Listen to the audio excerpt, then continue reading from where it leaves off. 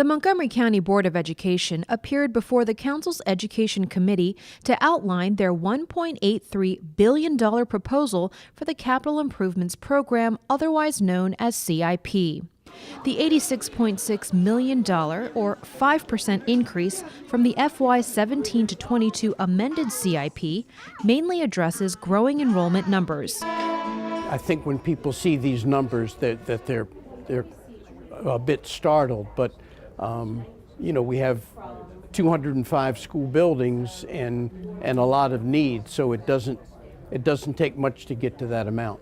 The CIP proposal extends to fiscal year 2024. The Education Board estimates by that year there will be an additional approximately 9,000 students in the system. In order to accommodate the growth, the board has proposed several solutions, including the creation of a new high school in Gaithersburg, a new elementary school in Clarksburg, and even possibly implementing boundary changes. A lot of people think, well, okay, $1.83 billion will get rid of the deficit. The problem is that's today's moment.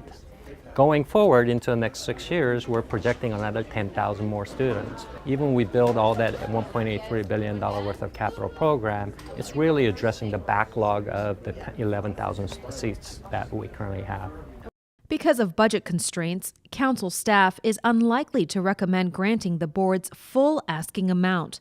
Instead, it will recommend MCPS review its proposal and develop a revised expenditure scenario. According to Montgomery County Public Schools, over the last 12 years, the state has funded, on average, just under 17% of their annual capital budget. By contrast, the county has provided, on average, 83%.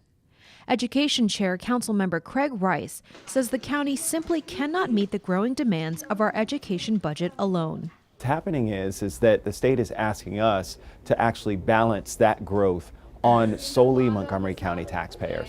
That's not how the system was developed. It was developed in a system such that there would be a split, understanding that the state has more resources and more ability to be able to fund school construction, and so we want to see the state leverage its muscle where it truly needs to be in terms of supporting those growing school systems. The entire capital and operating budget will be voted on in May. In Rockville, I'm Crystal Park.